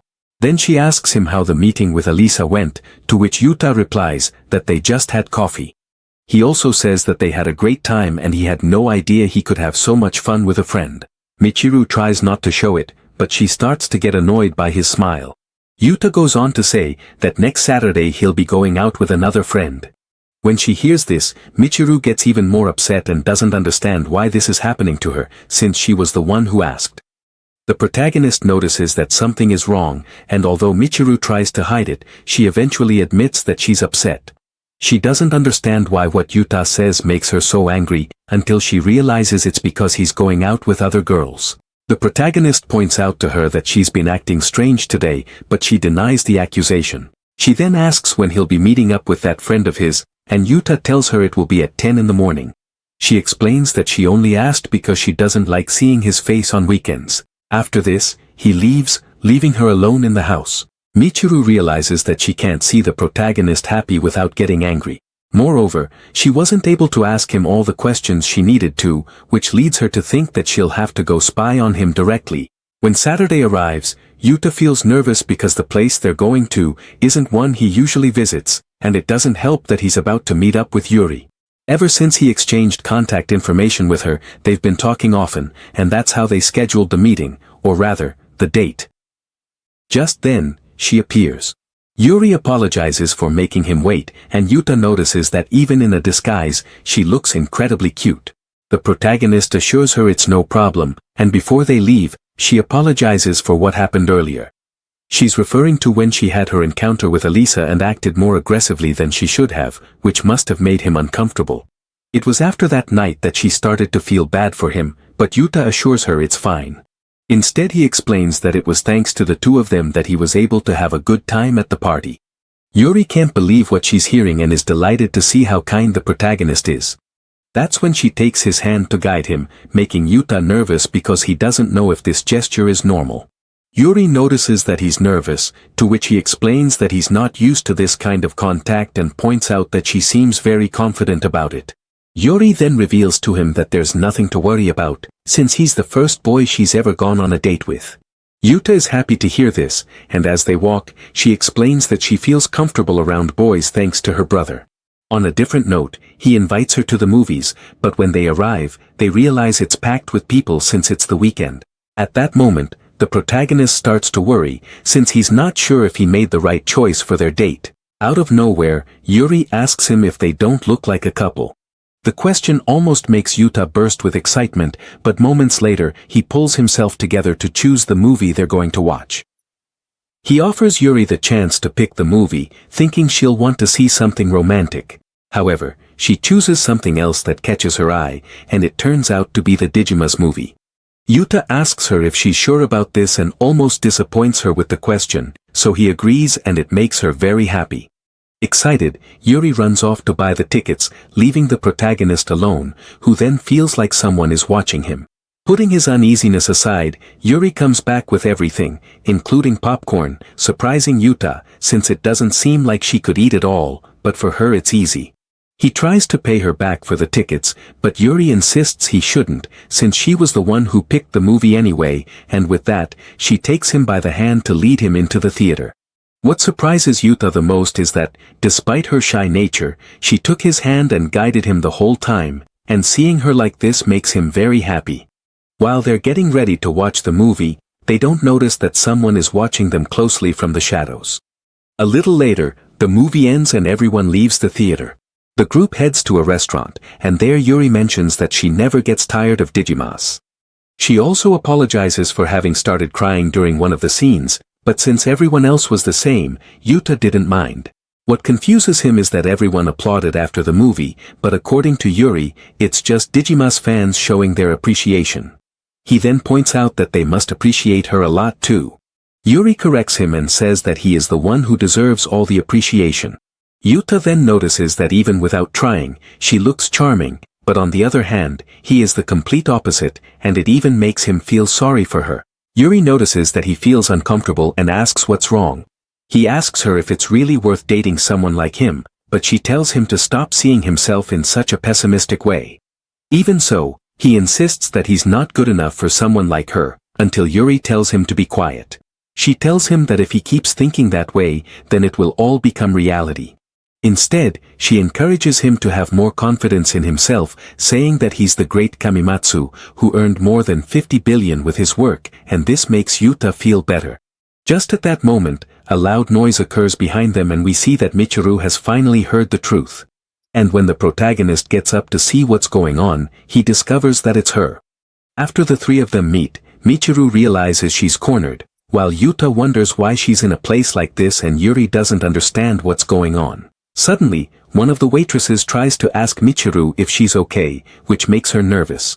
With that, she runs off, insisting that she's completely fine. However, Yuta realizes it's her and goes after her.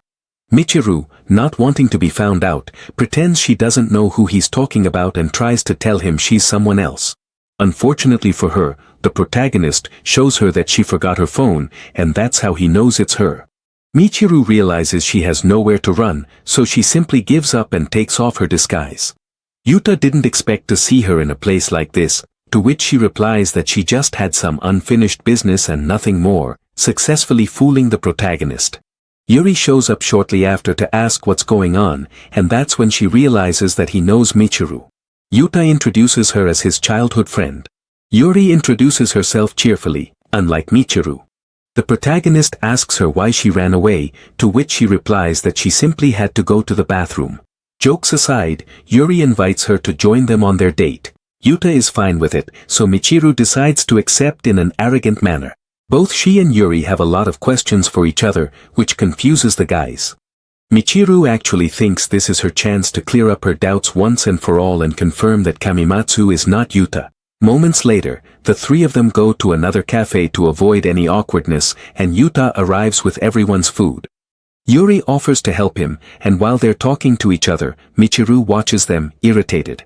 She can't understand what it is she's feeling in her heart, but out of nowhere, the protagonist hands her her food and she realizes that it's all her favorite things. He says it's because he's known her for a long time, which embarrasses Michiru. Seeing them, Yuri comments that they're really cute, since they look like a couple, and that makes her jealous. Michiru quickly denies it and Yuta tries to explain that it's not like that. However, when he does, Michiru gets angry and kicks him under the table. He complains about this, but she explains that she hates it when he denies things like that so casually, which actually makes her a little happy afterwards. Michiru realizes she's acting strange, so she forces herself to calm down. Putting that aside, Yuri asks how long they've known each other since they're childhood friends. The protagonist replies that they've known each other their whole lives. Yuta goes on to say that they were born in the same hospital, and, since they're neighbors, they almost always go out together. Michiru adds that it's practically impossible to escape from him. Yuri exclaims that it's like a dream come true, so she asks Michiru if, since they've known each other for so long, she ever fell in love with the protagonist. Michiru, on the other hand, feels uncomfortable with her gaze and approach, but mostly because she wants to talk about romantic things. Michiru states that she would never be interested in someone as boring as Yuta, and he can't say anything about it.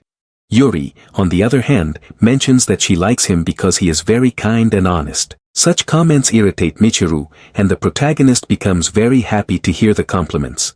She starts to get even more irritated when she sees his smile, knowing that he must be over the moon hearing such nice things from a cute girl.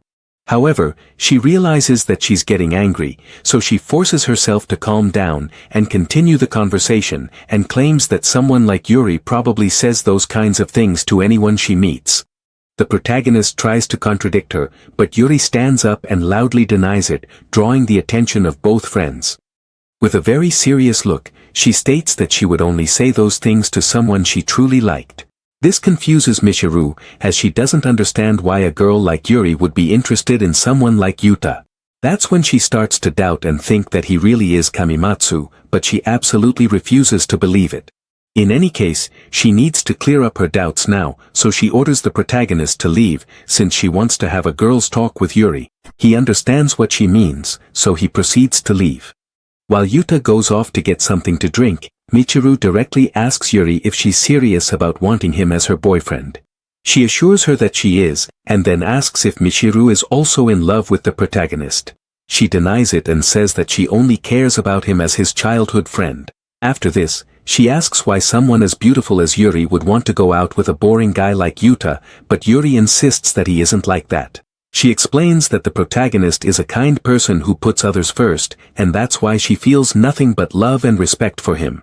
Because of this, she doesn't understand how Michiru hasn't fallen in love with him after all this time, which makes her very nervous. Even so, she asks how Yuta can be so amazing, to which Yuri explains that his story is very sweet and successful, clearly describing Digimas. Michiru tries hard to deny it, but in the end, Yuri reveals that Yuta is the creator of the great web novel Digimas, which finally breaks Michiru.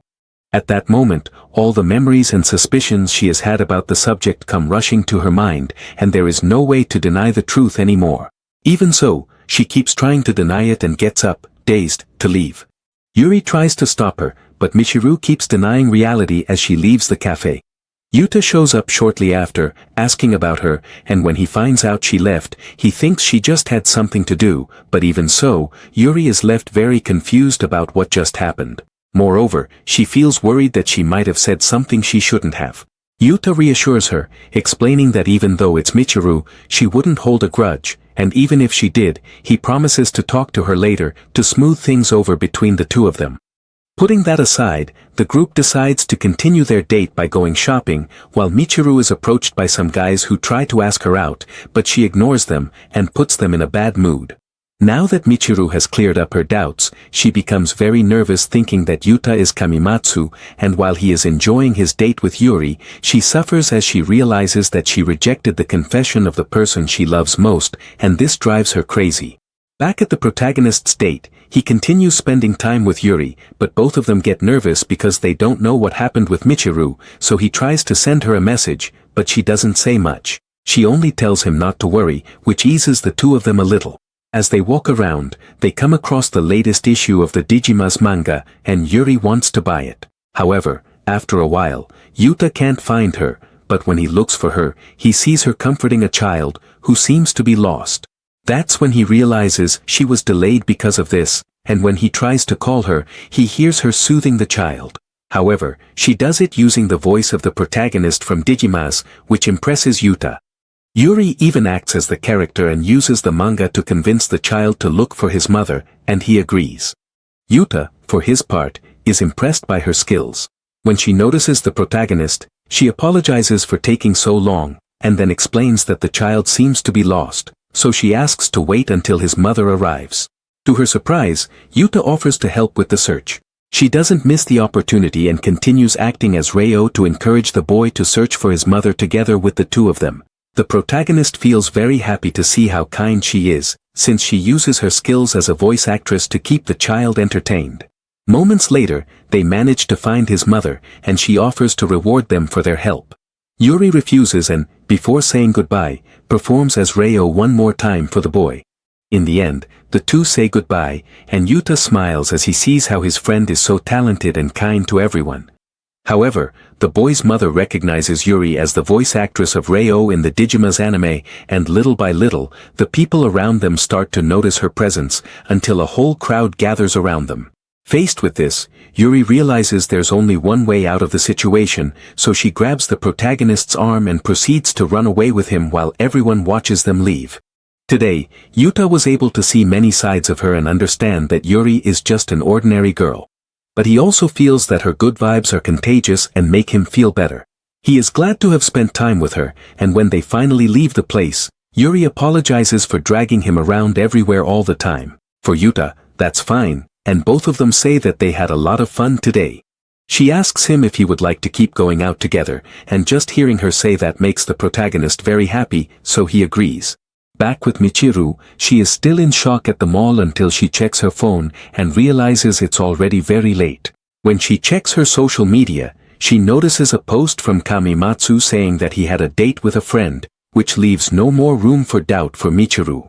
This makes her regret it because she didn't want things to turn out this way, and even more so now that she realizes she rejected Yuta so harshly, now that she knows he is her beloved author. However, when she realizes what she's thinking, Michiru forces herself to calm down, but she no longer knows what to think. On top of that, it hurts her that Yuri was right, since she doesn't know anything about Kamimatsu. Although she didn't know how to face him, 2 days later she thought that, after all, Yuta is still the same person. That's why, the following Monday, she tries to keep her composure, even now that she knows the truth. And so, the two of them meet on the street as usual. However, to the protagonist's surprise, she invites him to walk to school together, something unusual for Michiru, but he accepts. She, for her part, is so nervous that she can't even look him in the face. Michiru reminds herself that he's not her type of guy, but for some reason, today Yuta looks more attractive than usual, and when she realizes how she's looking at him, she gets irritated again. However, the protagonist notices that something strange is going on with her, so he approaches to ask if everything is all right, which makes her so nervous that she falls to the ground. After Michiru complains to him for startling her, Yuta points out that her face is red and she can't stand up, so he thinks she must be sick and should get some rest. She blushes and runs away out of embarrassment, leaving the protagonist worried, but thinking that maybe she just needs to take a nap during breaks. Meanwhile, after moving away a bit, Michiru feels her heart pounding and doesn't understand why.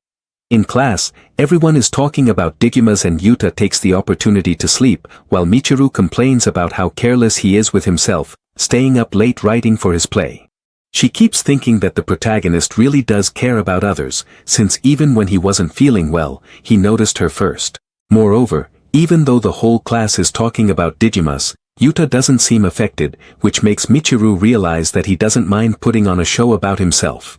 Out of nowhere, her friends tell her she's in the wrong seat, and surprised, she denies wanting to sit next to Yuta. Her friends start teasing her about it, and although she tries to deny it, the girls think she was looking at Nakatsu, who is in front of the protagonist, and encourage her to go after him.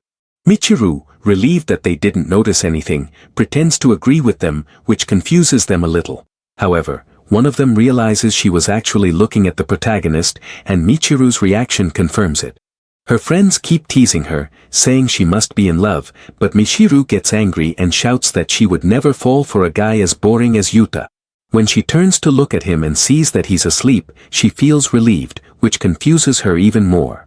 One of the girls starts saying that she's only dating the protagonist out of pity, which irritates Michiru even more, so she quickly heads to the bathroom. There, Michiru scolds herself for acting so strangely, and realizes that no matter how much she tries to convince herself that Yuta is still the same, the truth is that knowing he is Kamimatsu has completely changed her perspective of him. That's why it hurts her to know that she said so many bad things to the person who has encouraged her for years with his work. What she hates most is thinking that she likes the protagonist now, because she knows he is Kamimatsu and understands what Yuri meant the last time.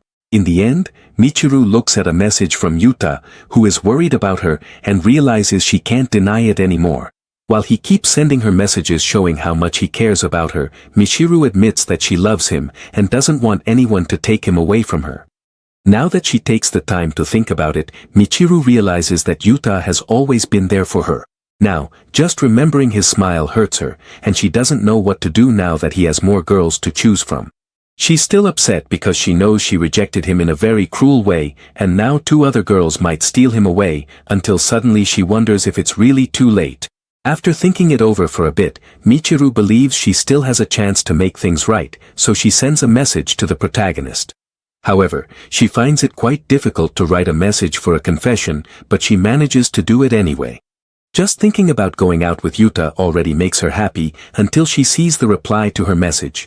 She thinks he's going to send her something else, but then she gets angry and demands an answer, to which the protagonist rejects her confession. This completely breaks and confuses Michiru, so hours later she calls Yuta to the rooftop, where she confronts him for having rejected her. The protagonist didn't think she was joking, so he gave her an honest answer, and since Michiru doesn't believe him, he rejects her again. Michiru asks him why he's doing this, since he's supposed to like her. In response, Yuta reminds her that she was the one who rejected him first. In reply, Michiru tells him that he should only be interested in her. The protagonist admits that it was true, and that his whole world used to revolve around her, but during this time he discovered that there are more people who care about him, and that's why they can't be together. Michiru keeps insisting, apologizing for everything she said before, but Yuta isn't angry with her. In light of all this, Michiru starts complaining and throwing a tantrum, but when he sees how she's trying to hold him back, Yuta gets angry and points out that he doesn't belong to her. After that, he clarifies that he doesn't hate her, but he doesn't love her either, and that's why they can't be together. In the end, Michiru is left alone on the rooftop, and then breaks down at the thought that the person she loves most doesn't want to be with her. And while she cries out in anguish, Yuta also suffers as he listens to her. A few days after the confession, we see Yuta typing on his computer, still affected by what happened.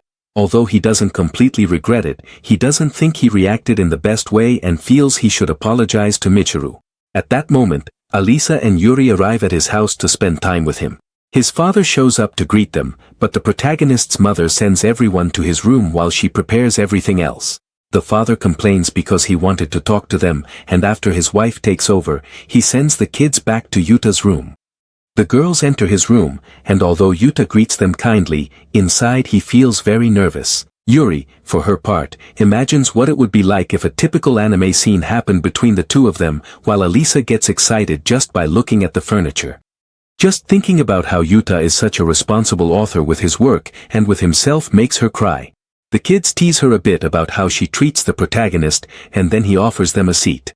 Yuri says that this is her first time in a boy's room and that she doesn't even have any friends. Yuta is the first for her in everything. Alisa doesn't want to lose her advantage, so she claims that he's her first boy too, reminding him of what they went through together at her apartment. When they start having tea, Alisa thanks him for helping her with her song and invites him to her house again. Yuri finds the protagonist's old notebook, where there are several stories he wrote as a child dedicated to Michiru. When Yuri starts reading them, she is moved to tears, and Alisa asks for the notebook to see if it's really that good. Yuri points out that it's as good a work as they said, even though it was written when he was in elementary school. Alisa confirms it, and together with Yuri, they ask Yuta to write this story as soon as possible.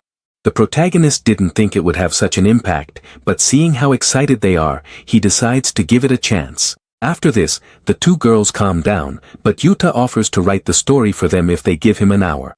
The girls are amazed when they see the protagonist's talent, as he is able to remember everything he writes. Almost an hour later, he finishes the story and uploads it, thus beginning his journey to become a novelist. Even though he didn't have much faith in himself, within minutes many comments and messages appear, and among those who see the work is Mei. Moments later, the girls are invited to stay for dinner, and just then Utako shows up. She arrives excitedly, announcing that she has already read her brother's new story. After greeting the girls, she tells her brother that his new short story is really good, since everyone in her class was moved to tears. Yuta wasn't expecting that, so his father explains that, being Kamimatsu, all kinds of people read his works.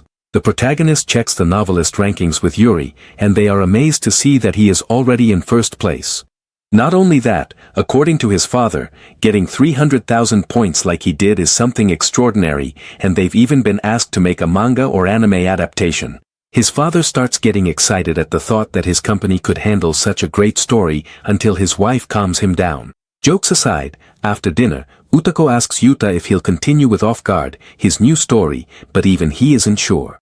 While he's thinking about it, everyone notices his hesitation and encourages him to continue. Everyone tells him it's so good that they really want to see how it continues and ends. Seeing that things are getting out of hand, the protagonist's mother tells everyone to quiet down. Then she sends the girls to get ready for bed while she washes the dishes with Yuta. He starts talking to his mother about whether he should continue, and she reminds him that he should only do it if he wants to. After all, it's his decision what he writes and what he doesn't, regardless of what others think. After this, Yuta thinks about everything he has experienced so far and how he has changed since it all began. That's how he finally decides to continue with Off Guard, since he doesn't want to disappoint those who believe in him. On the other hand, Michiru is still lamenting the protagonist's rejection, and now she can't even look at his stories to comfort herself. After she was left alone, Digimas had been her support, but now that she has hurt Yuta so much, she doesn't have the courage to keep reading. Meanwhile, Nakatsu remains obsessed with her, and can't wait to see her squirm when he finally has her. The next day, Mei arrives at the protagonist's house to talk about her new work. She thanks Yuta for accepting her offer to serialize off-air, and then he and his mother invite her in. Mei tells him that his new story has a lot of potential, but Yuta doesn't think they can compete against Digimas. She then shows him the level of popularity he has now, proving that it's already a top novel. After seeing all this, Yuta realizes that he made the right decision by continuing to write off-air. Once the conversation about the novel is over, Mei also asks him to go to the publishing house because they want to talk about the off-air anime. The protagonist doesn't understand why there's such a rush, so Mei explains that since he's so famous, they naturally believe the anime will be a big success. However, he doesn't feel confident that everything will turn out well, to which both Mei and his mother remind him of the great impact he had on people in just one day. So, after thinking it over for a bit, Yuta decides that he'll continue and do his best, which makes Mei happy. Meanwhile, after finding out, Utako runs to the girls to share the good news with them. Mei proceeds to leave, but not without saying goodbye to Yuta in a very friendly manner. Because of this, Alisa and Yuri show up to complain, which surprises Mei. While Mei processes the news, Alisa introduces herself as the protagonist's girlfriend. Although Yuta tries to calm them down, his friends complain that he's secretly dating another woman. While he tries to explain himself, Mei hugs him and claims to be Yuta's wife. After this, she leaves and abandons the protagonist to the mercy of his friends. Somehow, he manages to explain everything to them, and the next day everyone says goodbye to the girls. Sometime later, the three of them go to the publishing house to talk about off-air with Mei. Nearby they notice a crowd, and when they approach to see what's happening, the man in charge recognizes Yuta, his great rival. From among the girls, a handsome man appears, who confuses Yuri and Alisa. He introduces himself as Prince Akuha, a writer, model, and the son of a magnate. After his strange introduction, Akuha gives them a tour of the facilities, but when he realizes that Alisa doesn't know who he is, he shows them a magazine where he appears, and Yuta goes on to tell them that Akuha is very famous thanks to all his talents. When the girls see that his work is green, they understand just how talented he is, and even the protagonist is a fan of his story. Yuta tries to praise Green, but Akuha takes it as something sarcastic, because even though he knows the protagonist didn't mean it that way, he's aware that he can't surpass him no matter how hard he tries. Despite this, he doesn't hate Yuta, instead, he admires him enough to keep striving to become better. Hearing this from such a talented author makes Yuta very happy, but when they mention that they came because of the off-air anime, Akuha becomes sad again, feeling once more that he has been surpassed. However, he doesn't let this get him down and remains motivated to keep improving so that one day he can reach Yuta's level. He also mentions that he's planning to release another work, and Yuta already wants to buy it. The same goes for Akuha, who already wants to read off-air. After a firm handshake between rivals, the boys say goodbye and go about their business, and they run into the protagonist's father. There, he tells them where they should wait for Mei, while he continues with his own tasks, all thanks to a scolding from his wife the day before. In the living room, the boys meet Makoto, who is very eager to produce another masterpiece by Yuta. After this, Mei comes rushing in, since she had to take care of another meeting before coming. When they see her, Yuri and Elisa apologize for what happened over the weekend, and putting the jokes aside, they get to work. Mei explains to them that she wants to make a promotional video for off-air, something unusual in the industry, and at that moment, Yuri and Elisa understand why they were called. They want to work with them again. They accept without hesitation, and everyone agrees to work hard to make a good anime. Yuta is moved to see so many people supporting his work and promises to keep writing the best he can for them and his fans. While they are starting the project, elsewhere, Michiru goes out with her friends to try to relax. One of them tries to cheer her up, but Michiru knows that this won't solve anything. With that, she excuses herself to the bathroom, and Nakatsu thinks this is the perfect moment to make his move. The group stays singing karaoke, while Michiru is washing her hands, still lamenting that she can't change the past. When she comes out, she finds Nakatsu waiting for her. She doesn't understand why he's bothering her so much, and he invites her to sing so he can dedicate a song to her. Michiru tries to leave, but Nakatsu grabs her by the arm and asks her to keep talking, but she refuses. He reminds her that, in class, he saw her constantly watching him, and that's why he thinks she's in love with him. Michiru tries to deny it, but doesn't know how, and taking advantage of the situation, Nakatsu asks her out. She tries to refuse again, but Nakatsu corners her, insisting that she become his girlfriend. However, his attitude starts to scare Michiru, who suddenly slaps him. After this, she leaves, claiming it's her own fault for insisting, while at the same time feeling even worse about herself. Nakatsu, for his part, meets up with his group and tells them that he wasn't able to make her his girlfriend, but while they suggest he relax, he gets angry and decides that he'll make her his no matter what. So, he makes a call to someone to force her to go with him, and then returns to the party as if nothing happened. Michiru's friends start to worry because they haven't seen her, but Nakatsu convinces them to relax and keep enjoying the party. Meanwhile, she has a bad feeling and doesn't realize that some guys are watching her from nearby. They approach her to invite her out, but Michiru ignores them until they grab her by the arm. The guys refuse to let her go, so Michiru starts screaming for help, but no one shows up. This makes her even more terrified, since she knows there's no way to escape, and while she's calling for help, suddenly the protagonist appears to save her. He pretends that her father is worried about her so he can take her away, but the guys aren't going to make it easy for him. He asks Michiru to play along, even though he's scared too. The guys try to scare him off so he'll leave them alone, until someone shows up. Miyakawa introduces himself as Michiru's father, managing to frighten the thugs enough that they decide to leave peacefully. That way, they run off down the alley, more scared of Miyakawa than of Nakatsu. Once they're out of danger, Miyakawa invites the two friends into the limousine. In the vehicle, Yuta tells Michiru that he heard her calling for help, so he went out to look for her. She doesn't understand why he helped her, to which the protagonist replies that they're still friends. That's when Michiru realizes how kind he is and apologizes for being a bother. She is about to confess again until she realizes that Yuri and Elisa are with them. Michiru wasn't expecting it, and while they greet her kindly, she starts to fall silent. Elisa and Yuri begin to praise how Yuta went to save her, while Michiru feels like a burden. Because of this, she does her best not to cry during the whole ride. Her friends receive her message that she made it home, and at the same time, Nakatsu finds out that his men failed and that they also won't get involved with Michiru again, which makes him even angrier. A few days later, Yuta meets with Mei again to talk about Offert's impression, but more than anything, about the fact that, since it's a novel, they need an illustrator. Unfortunately, the protagonist doesn't have anyone in mind, but he knows he needs to choose carefully. Luckily, Mei already knows someone and tells him about Misayama, a very popular VTuber and illustrator. Although Yuta doesn't know her, he agrees to work with her, since according to Mei, it was Misayama who asked to do it, as it turns out she's a huge fan of Yuta's work. To convince him, Mei shows him the sketches that Misayama prepared for Offert, and seeing how passionate she is makes the protagonist agree to work with her. With that settled, Yuta goes to the city over the weekend to meet with Misayama.